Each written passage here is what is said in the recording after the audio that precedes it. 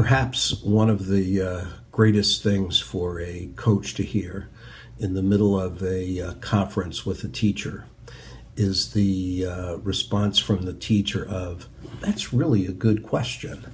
And whenever I get that, I smile back at the teacher because it indicates to me the teacher's recognition that my work in questioning has caused the teacher to consider something that he or she is believing to be a value, that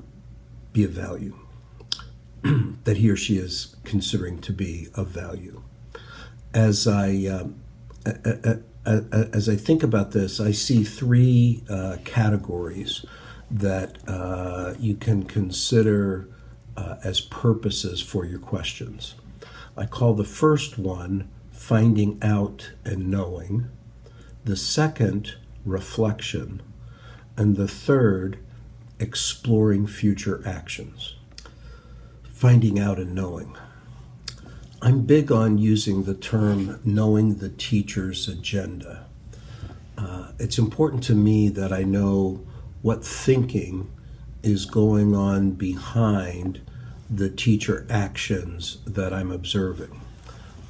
What did the teacher think in planning this lesson?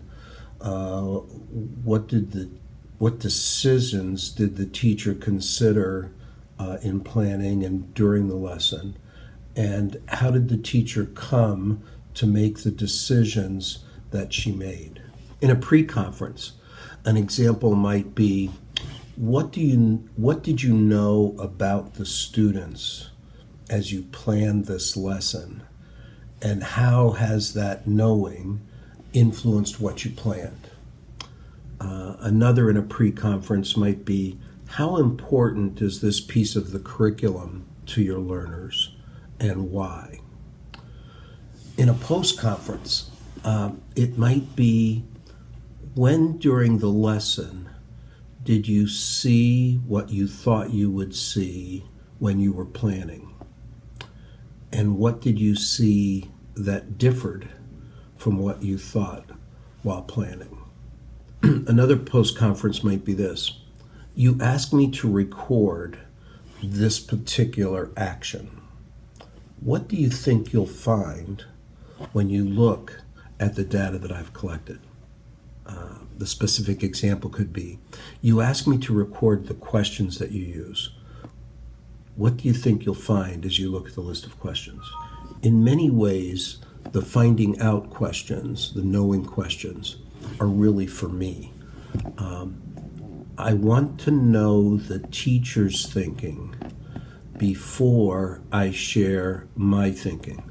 So my decisions about what I'm going to say or how I'm going to say it are influenced by my understanding of the teacher's thinking. Reflection. With reflection questions, I'm looking at sparking the teacher's thinking. Through that reflection, the teacher may consider something that he or she would not have consciously thought through had it not been for the questions coming from the coach. I've actually had experiences in a pre-conference where at the end of it, because of the reflection the teacher has done, the teacher may look at me and go, "You know what? I don't even need you to come into my classroom now, because the piece that I wanted to work on, I've actually thought through." That consciousness is an important outcome from reflection. Reflection questions in a pre-conference might be something like this. So you're planning to have students work in groups of 4. What have you experienced when you've done that in the past? In a pre-conference, a reflection question might be, how much of this lesson are you able to plan prior to the lesson versus how much of this lesson will have to be decisions you're making as the lesson unfolds? In a post-conference, reflection questions might sound like this. How do you think my presence impacted what happened in the lesson? what questions came to mind? What questions came to your mind as the lesson unfolded? And are there questions that are remaining at the end of this lesson? What would you say you learned while teaching this lesson? It's critical to give enough time when you're asking the reflection questions in conferencing. If you ask the question and the person doesn't begin a response right away, be careful not to begin to offer possible answers, but to just extend that pause time and wait time. Exploring future actions is mostly a post-conferencing type of question. It is used at the end of a pre-conference to set the focus for the observation.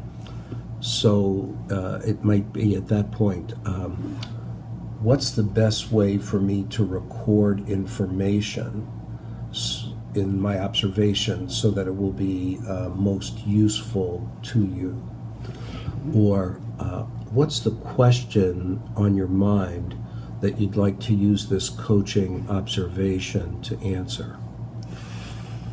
In the post-conference, the exploring future actions questions can take you in the direction of how could we go about finding the answer to that question?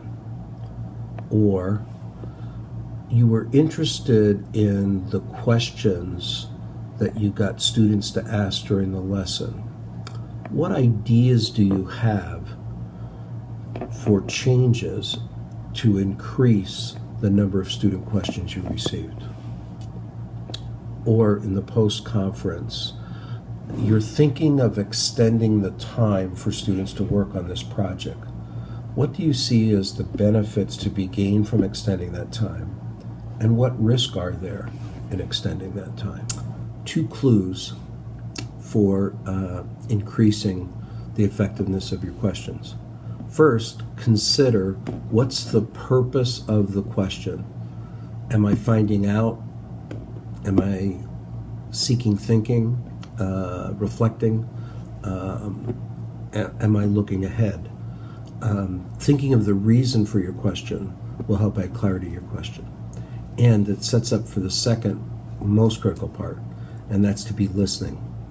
Avoid trying to think of your next question while the teacher is speaking.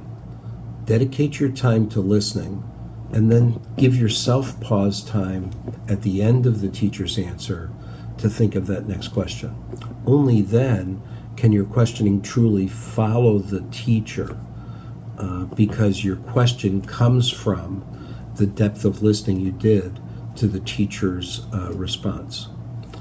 Investing in increasing your questioning skills will extend the impact of your coaching.